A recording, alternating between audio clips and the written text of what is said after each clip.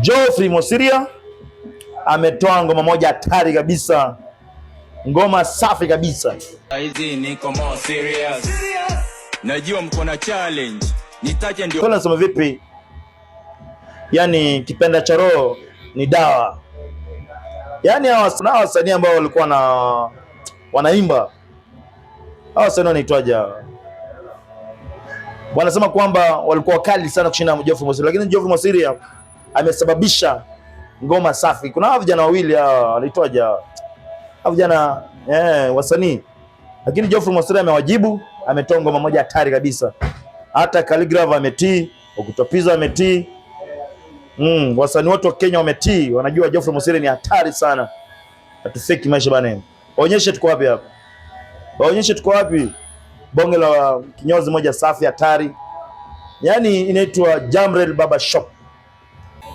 Unafanya massage, warembo wazuri wanapendeza kabisa. Wanakugandaganda mwili mpaka unapagawa.